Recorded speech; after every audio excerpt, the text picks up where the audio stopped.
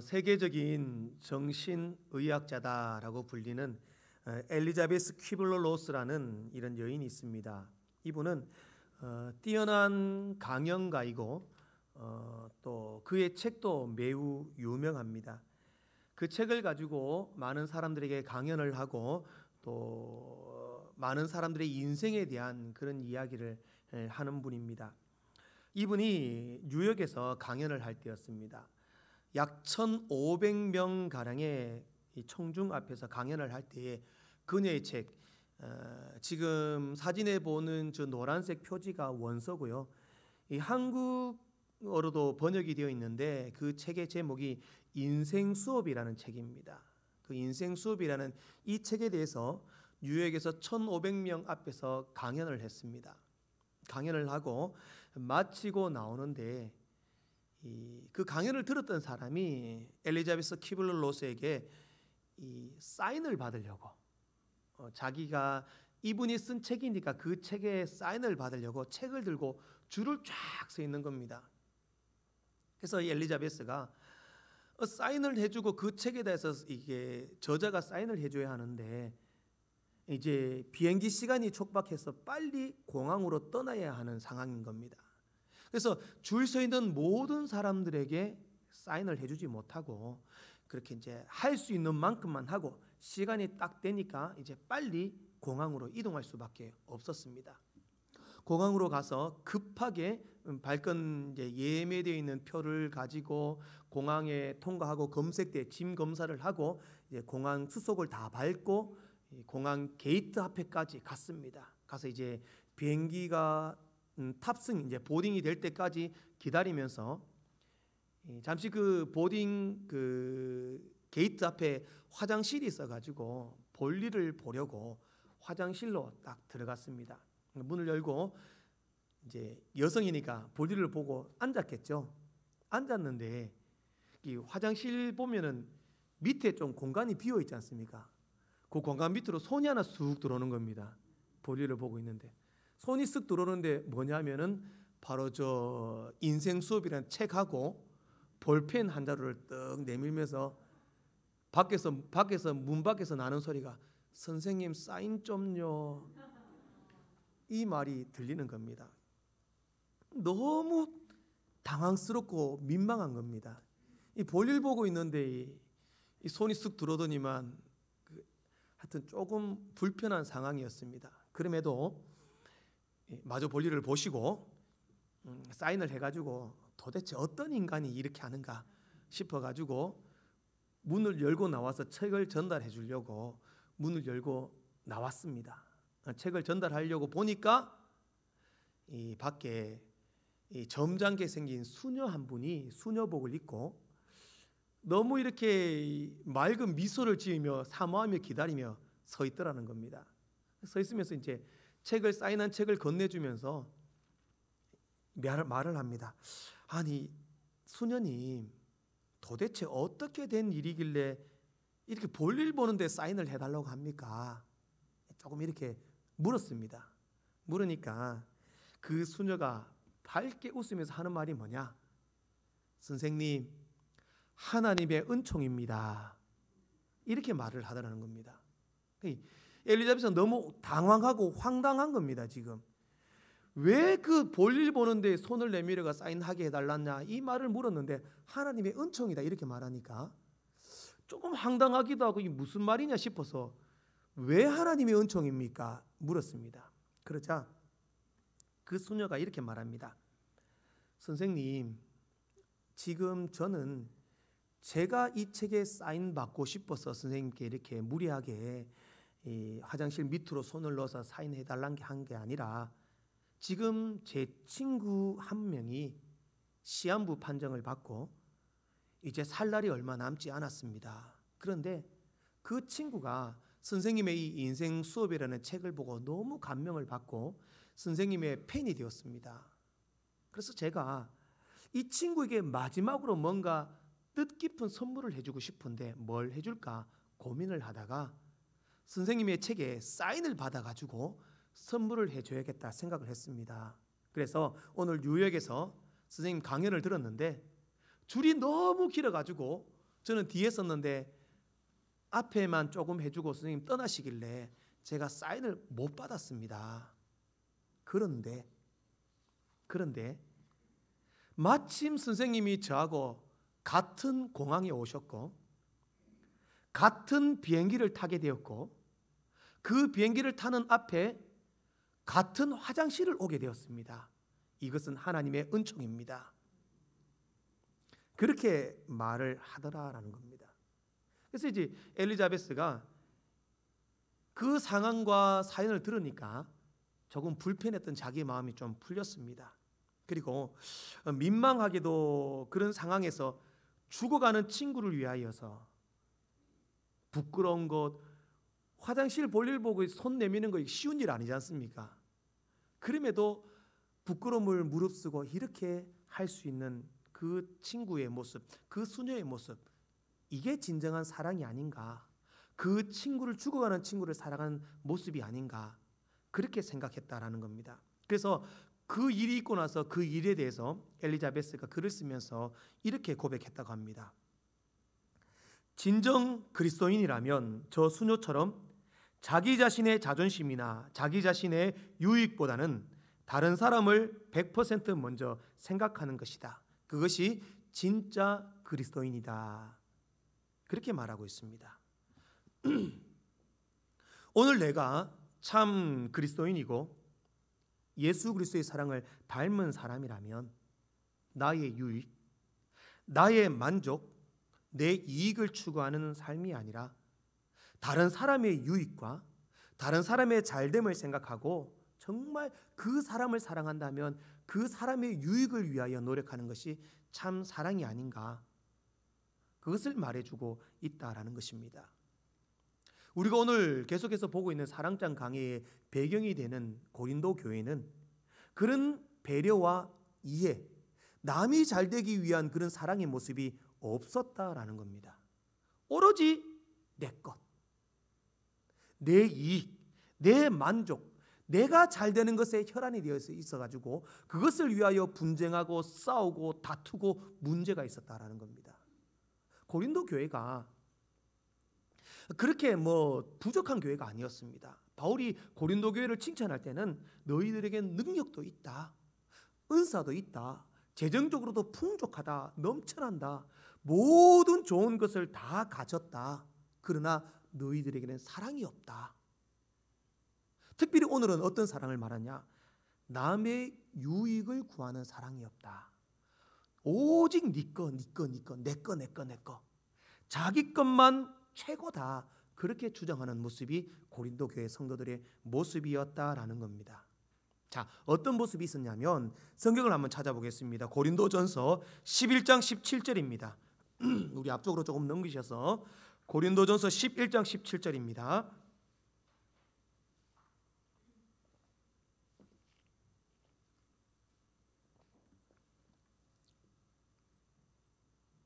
우리 같이 한 목소리로 함께 읽어보겠습니다. 고린도전서 11장 17절 말씀입니다. 시작.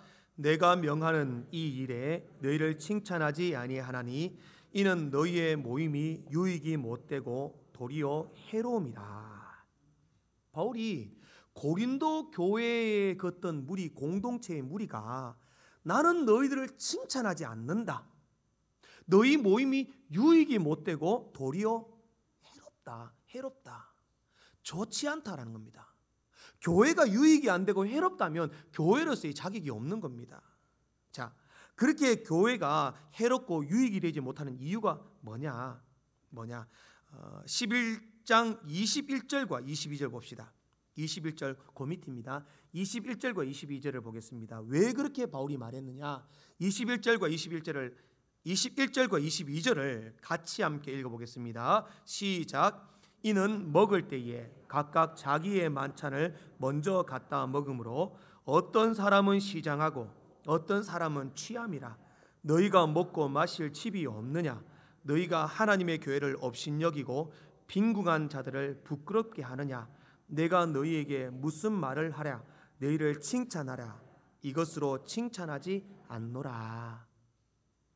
이게 무슨 말이냐면 바울이 고린도 교회 너희 무리들은 덕이 안 되고 해롭다. 나는 너희들을 칭찬하지 않는다. 이렇게 말하면서 교회 내에서 음식 먹는 일을 가지고 비유를 들고 있습니다. 당시 초대 교회들은요, 예배를 드리기 전에는 다 각자 집에서 음식을 한 가지씩 해가지고 옵니다. 예를 들면 뭐 밥을 해오고 국을 해오고 뭐 전을 부쳐오고 막 각자 해오면은 그것을 두고 이제 애찬식이라 그러죠. 서로 그 음식을 나누어 먹습니다. 나누어 먹고 예배를 드리고 그 예배는 반드시 성찬식을 진행을 했습니다. 초대교회 이제 사도들은 설교를 하면 보통 3시간, 길게는 5시간씩 설교를 했답니다. 그러니까 온종일 먹고 예배드리고 4시간, 3시간, 5시간 설교를 듣는 겁니다. 이랬다면 다 우리 요즘 같은 밥 먹고 다 집에 가겠죠, 그죠? 밥만 먹고. 네. 그럼에도 그들은 그런 공동체가 즐겁고 행복했는데, 문제는 고린도 교회에 어떤 문제가 있었냐면 그 음식 먹는 일에 있어 가지고 좀 자기 집에서 많이 가져오고 부자들이 먼저 앞에 가가지고 음식을 잔뜩 먹어버리는 겁니다. 뒤에 먹을 사람을 생각을 안 하는 거죠. 그럼 뒤에 있는 사람들은 음식을 못 먹습니다. 그러니 뭐라고 말하냐면 오늘 보면 21절 말씀에 어떤 사람은 시장하고 어떤 사람은 취함이라.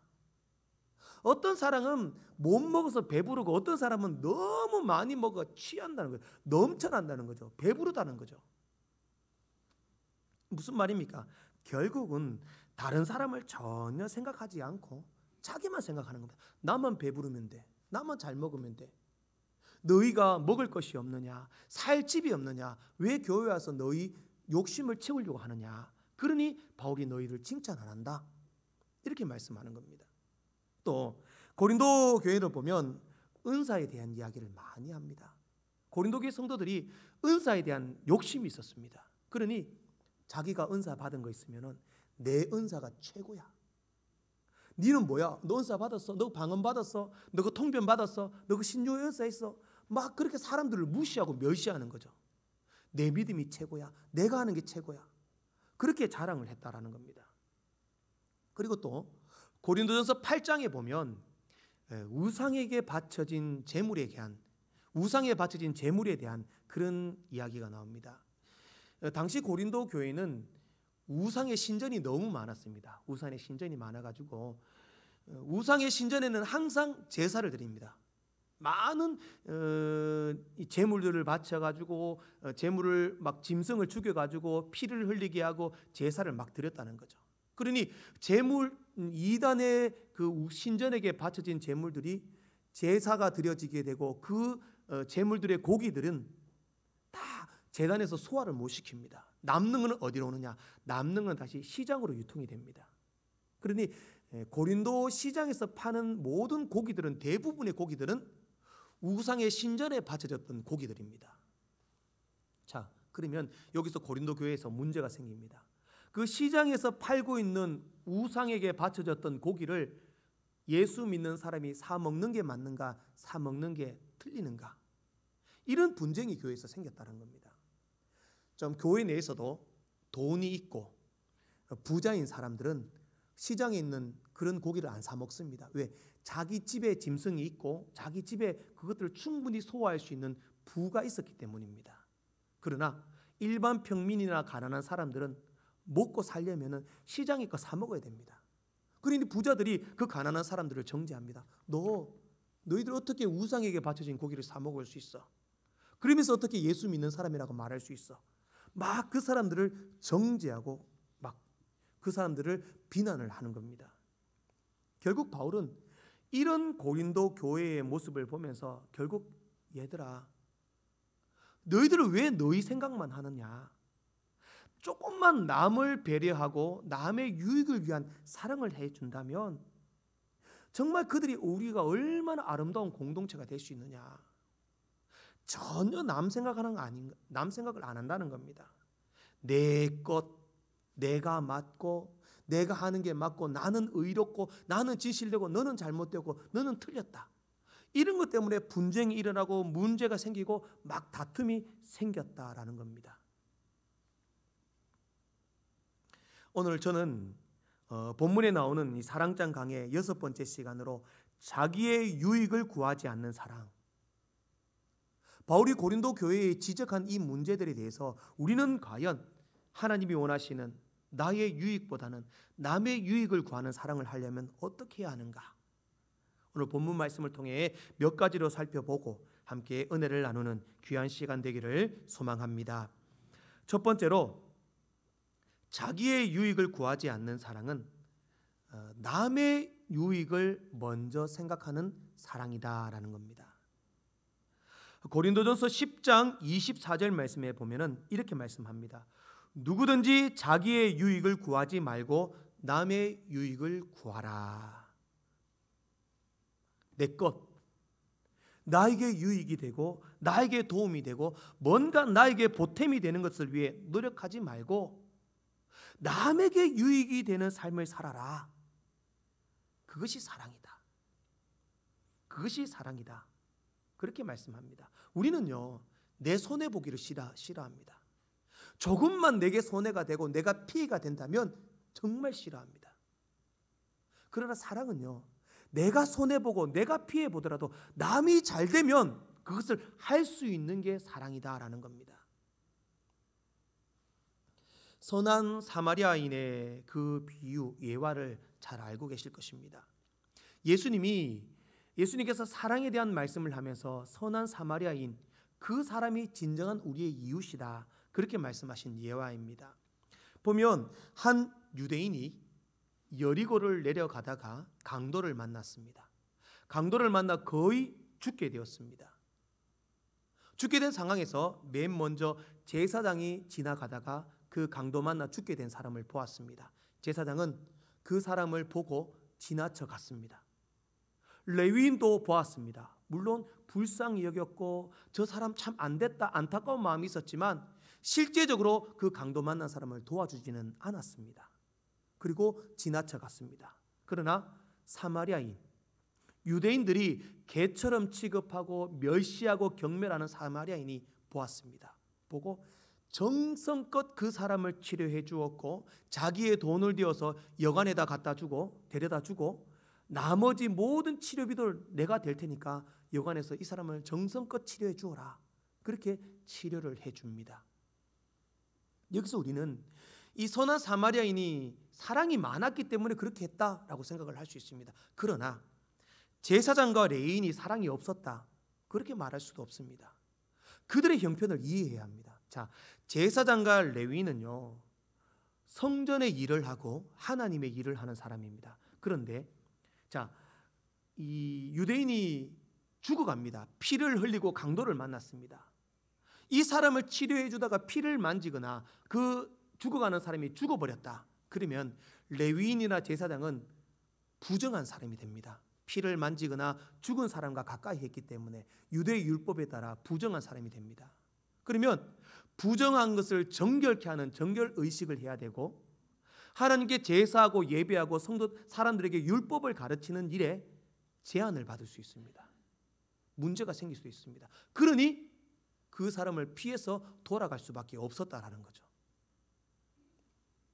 그러면 사마리아인은 아무 피해가 없었을까요? 사마리아인도 마찬가지입니다. 사마리아인은 유대인들이 개처럼 여기는 민족입니다. 이스라엘 사람들이 북쪽으로 올라갈 때에 유대 땅에서 단이나 북쪽으로 올라가면 사마리아를 지나가야 합니다. 그러나 사마리아 마을을 통과하지 않고 돌아서 갑니다. 왜? 그 사람들을 싫어했기 때문에. 그리고 사마리아인과 피부를 접촉하게 되었다 해도 그들은 부정하게 되었다, 이렇게 생각할 정도로 싫어합니다. 그런 상황 속에서 이 사마리아인이 죽어가는 유대인을 치료했습니다. 자기는 좋은 마음에 치료를 했다는 거죠. 그런데 유대인이 나중에 그 경멸하는 사마리아인이 자기를 치료했다는 것을 알게 되면 싫어할 수도 있습니다. 오히려 사마리아인이 치료해 주었다가 자기가 피해를 입을 수도 있다는 겁니다. 그러면 제사장, 레위인, 사마리아 모두 다 강도 만난 사람을 치료해 준다면 뭔가 자기에게 해가 되고 피해가 될 수도 있다라는 겁니다. 그러나 참 사랑은 자기의 유익을 구하지 않는 겁니다. 제사장과 레위인은 뭘 생각했습니까? 내가 이 사람 치료해 주었다가는 내가 피해 입는다, 내가 손해 입는다, 내게 유익이 안 된다, 이것을 생각했기 때문에 그 사람을 치료해 주지 못했습니다. 그러나 사마리아인은 내가 피해를 입고 내게 유익이 되지 않고 내가 손해를 볼지라도 그 사람을 치료해 준 겁니다.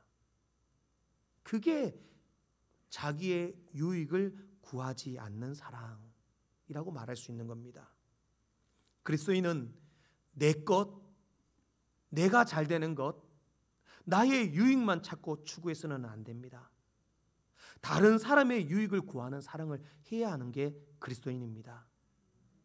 언제나 우리는 내 것, 내 자녀, 내 식구, 내 구역, 내 부서, 내가 속한 전도회, 내 교회만 생각을 합니다. 그것을 위해서는 수단과 방법을 가리지 않습니다. 어떤 수많은 사람들에게 피해가 생길지라도 내 것만 고집을 합니다. 그러나 진정으로 예수의 사랑을 닮아가고 우리가 사랑하기를 원한다면 나는 손해볼지라도 내 이웃이 유익이 되고 그에게 도움이 된다면 기꺼이 그렇게 할 수 있는 것이 참 사랑이다라는 겁니다. 조나단 에드워드의 책에 보면 정상적인 그리스도인이라면 그의 마음에 세 가지를 기억해야 한다, 이렇게 쓰고 있습니다. 정상적인 그리스도인은 어떤 세 가지 마음이 있어야 하는가? 첫 번째, 다른 사람의 짐과 고통을 같이 담당하고 싶은 마음. 두 번째, 다른 사람의 어려운 입장과 환경을 이해하는 마음. 세 번째, 다른 사람의 처지를 자기 문제처럼 생각하는 마음. 정상적인 그리스도인이라면 그런 마음이 있어야 한다라는 겁니다. 과연 나는 그런 마음이 있는가? 다른 사람을 그만큼 생각하는 마음이 있는가? 아니면 아직까지도 내 것, 내 것, 내 것, 내 유익을 위하여 살아가는가? 어제 설교 준비를 하다가 찬양을 한 곡, 제가 옛날 찬양인데요, 그 찬양을 통해 너무 은혜를 받았고 정말 그 찬양의 가사가 오늘 우리에게 주시는 교훈이 아닐까 생각해서 우리 찬양을 한번 불러보고 말씀을 계속 전하도록 하겠습니다. 우리 사랑이라는 찬양인데요, 2절만 한번 찬양하겠습니다. 2절만 찬양하겠습니다.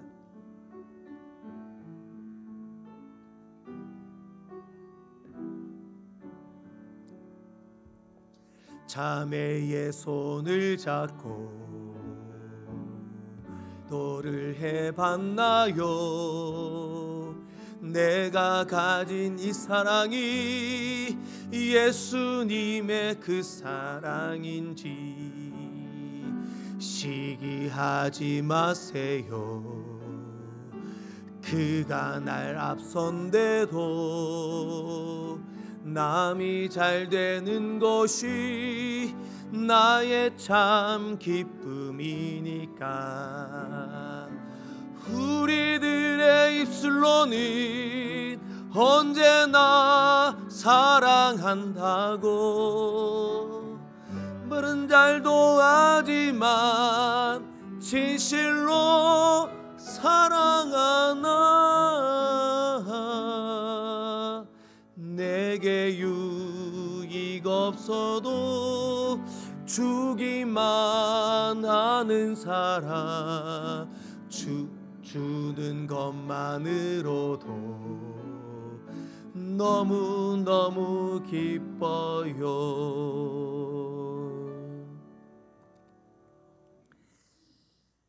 내게 유익 없어도 주기만 하는 사랑, 주는 것만으로 너무너무 기뻐요. 남이 잘 되는 것이 나의 참 기쁨이고 정말 내게 유익이 없어도 주기만 하는 사랑, 남의 잘됨을 원하는 사랑, 그런 사랑을 하시는 여러분들 되시기를 주의 이름으로 축복합니다. 마지막으로 자기에게는 엄격하고 남에게는 관대한 것이 바로 자기의 유익을 구하지 않는 사랑입니다. 사실 우리는 그 반대입니다. 자기에게는 한없이 관대합니다. 그러나 남에게는 어떻습니까? 조금만 실수하고 조금만 잘못해도 그 사람을 정죄합니다. 왜 저래? 왜 저게 문제야? 저 사람은 저렇게 해서 안 돼.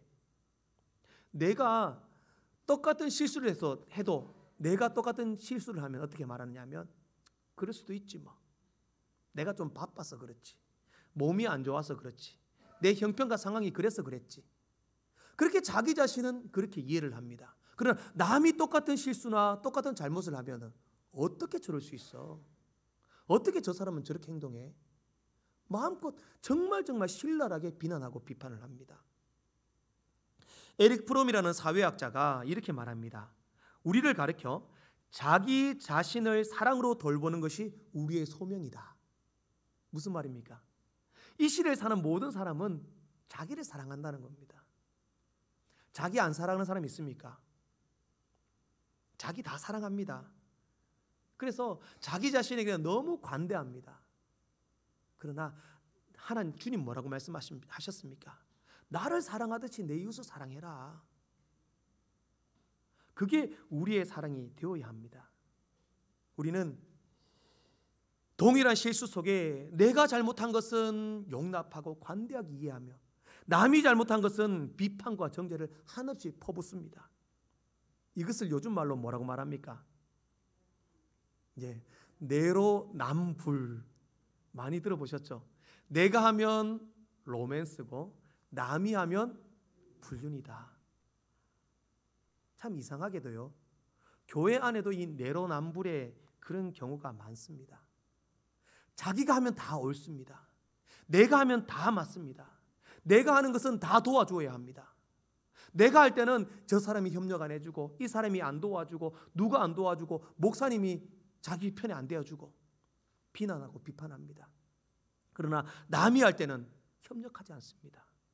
그리고 팔짱 끼고 봅니다. 얼마나 잘하나 보자.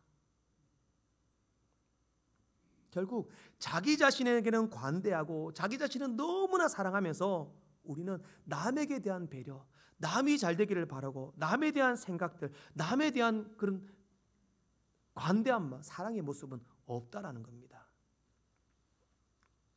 옛날에 한국 씨름, 요즘에 또 텔레비전을 가끔 보면 씨름에 어떤 그런 또 이런 프로그램이 많이 있더라고요.